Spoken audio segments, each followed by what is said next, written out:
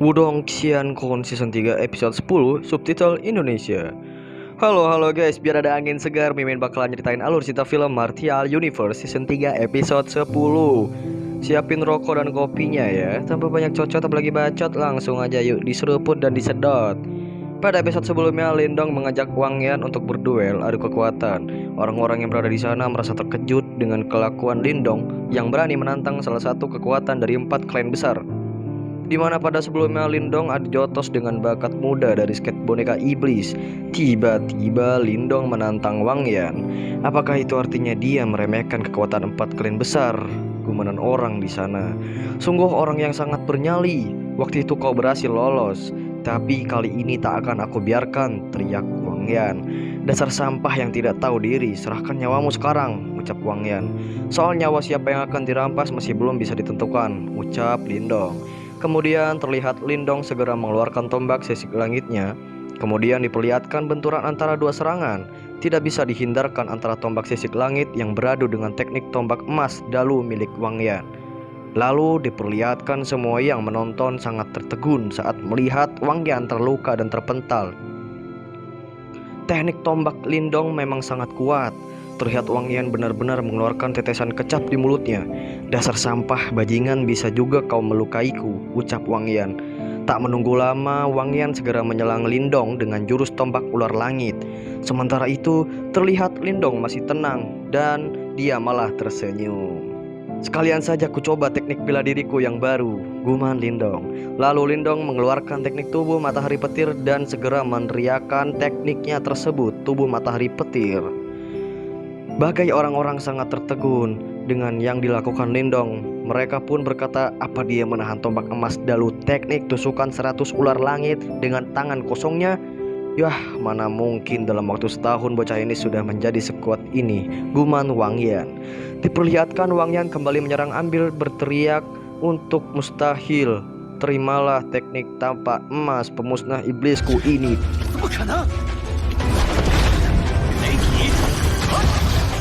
Dan di sisi lain ketiga klan besar memberikan tanggapan mereka.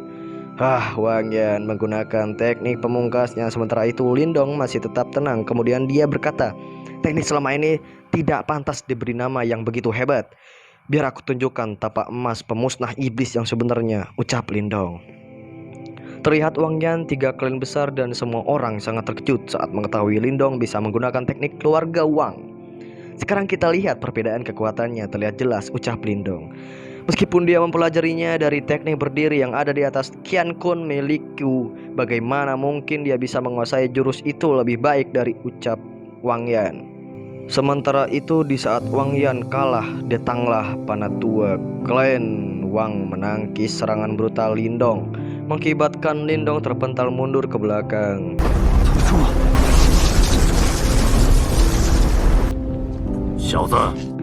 Tiba-tiba diperlihatkan Ling Langitan berteriak pada Lindong. Dia berkata, kau hanyalah anggota dari keluarga cabang, menentang keluarga Wang akan mengakibatkan hubungan kedua klan pada jurang masalah dan mencoreng nama baik klan. Bahkan 1000 nyawamu pun tidak akan cukup untuk menebus dosamu ini. Segera minta maaf dan berlutut, Lindong.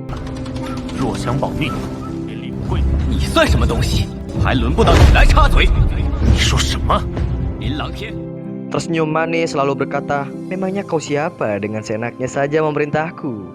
Aku adalah bagian dari keluarga Lin yang baru saja mendapatkan pembalasan dendam dari keluarga Wang. Bukan hanya tidak membantuku, tapi kau juga malah memihak keluarga Wang. Sebenarnya nama belakangmu Lin apa Wang?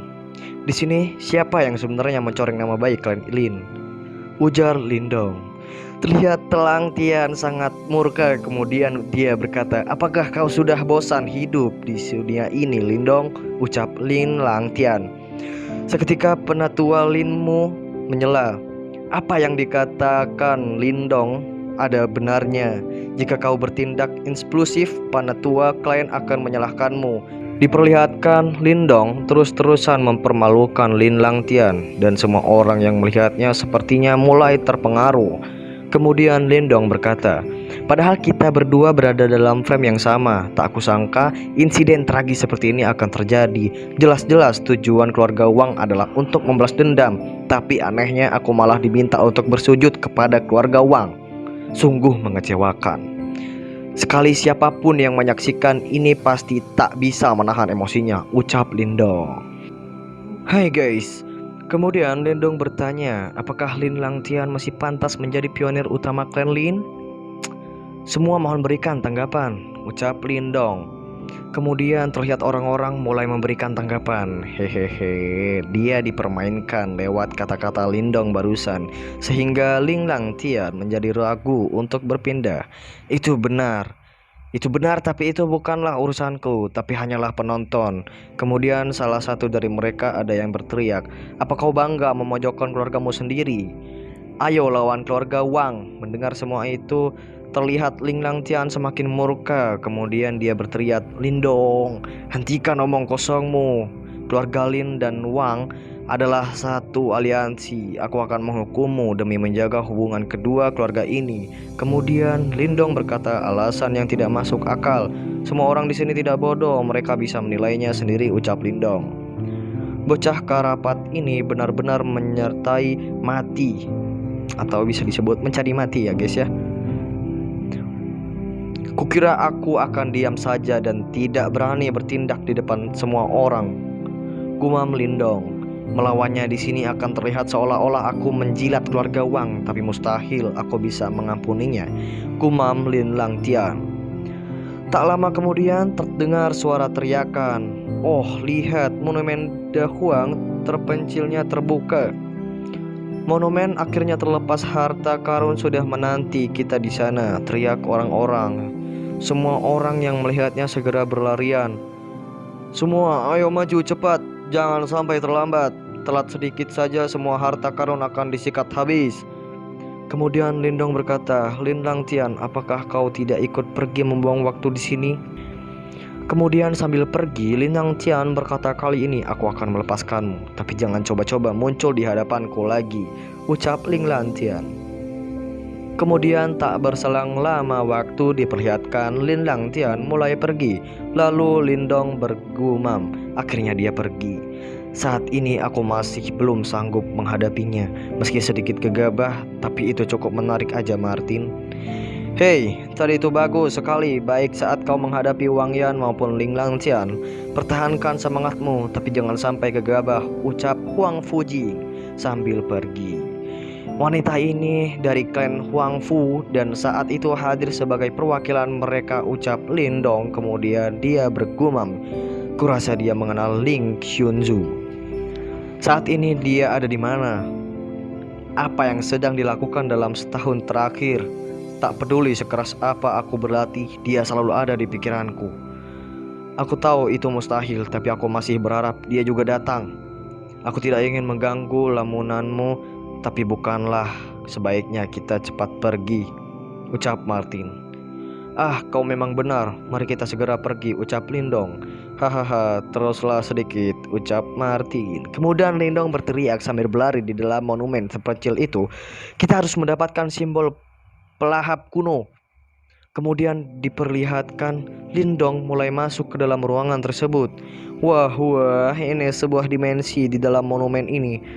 Cuma jalan masuknya setiap orang pasti terpencar ke berbagai lokasi di dalam dimensi ini, ucap Martin.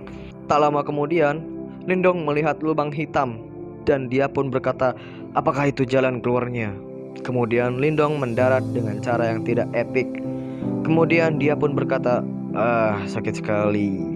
Jadi ini dimensi yang diciptakan oleh klan kuno.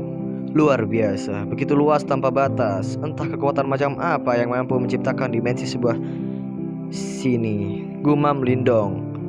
Kemudian Lindong berkata kembali, tepati ini juga kayak akan konsentrasi, jawab Martin. Kemampuan menghilangkan peradabannya sangat hebat. Ini bisa disebut dengan cacing tanah, tapi itu tidak cukup untuk bersembunyi dari Tuan Martin. Hahaha, teriak cacing kremi. Kurasa makhluk itu melihat kita, ucap Lindong. Sepertinya memang seperti itu, jawab Martin. Mau coba-coba memangsa aku memang sempat terkejut. Di memangsa aku tidak akan semudah itu, kata Lindong. Kemudian tiba-tiba cacing kremi malah melarikan diri. Lindong pun berteriak, kenapa dia melarikan diri? Sepertinya makhluk itu tidak bodoh. Ia tahu kalau aku tidak akan mudah dimangsa, makanya dia pergi, jawab Martin. Kemudian setelah itu diperlihatkan mereka berjalan sangat jauh. Kita sudah berjalan selama 2 jam lebih, kenapa kita belum juga menemukan sesuatu yang menarik? Tanya Lindong. Kemudian dia berkata kembali, tempat ini sangatlah luas, kurasa baik harta karun maupun orang-orang terpencar ke berbagai pelosok. Dan di sini cuacanya panas sekali. Kemudian Lindong melihat sesuatu. Oh, bukit itu aneh sekali dan banyak orang berkumpul di bawahnya, ucap Lindong. Mungkin mereka menemukan sesuatu harta karun. Ayo cepat ke sana, jawab Martin. Terlihat Lindong mulai melewati orang-orang di sana. Permisi, permisi. Ketika Lindong melihatnya, dia berkata, sepertinya ada semacam bangunan di atas bukit, tapi ada semacam angin buatan yang melindunginya. Kemudian dia bertanya, kakak, di atas sana ada benda apa? Lindong. Orang-orang yang melihatnya sangat kaget. Lindong, dia bukanlah orang yang sembarangan. Kemudian orang tersebut menjawab, ada seorang yang menemukan pil nirwana. Hah, pil nirwana? Apa itu? Tanya Lindong, kebingungan. Kemudian dijelaskan, pil nirwana adalah sebuah pil yang hanya bisa dicari oleh seseorang ahli tingkatan nirwana. Tampil ini berisi intisari nirwana yang dapat membantu seseorang mencapai tahapan nirwana. Setelah mendengar penjelasan itu, sepertinya Lindong sangat tertarik. Kemudian dia berkata, jadi bisa dibilang pil nirwana itu sengaja disiapkan untukku. Yes, anggaplah seperti itu, ucap Martin. Kemudian orang-orang yang melihat Lindong mulai segera bergerak. Mereka pun berteriak. Lindong berniat menembus angin buatan itu. Apa dia tidak takut mati? Gumam orang-orang yang ada di sana. Di akhir episode diperlihatkan ada sesosok mayat di dalamnya, dan di dalam tubuhnya, tepat berada di jantung mayat tersebut, ada suatu cahaya yang menyala terang, dan sepertinya itulah yang disebut pil nirwana. Oke sedulur, terima kasih sudah mampir. Jangan lupa dibantu like, komen, dan subscribe ya. Oke, see you next time.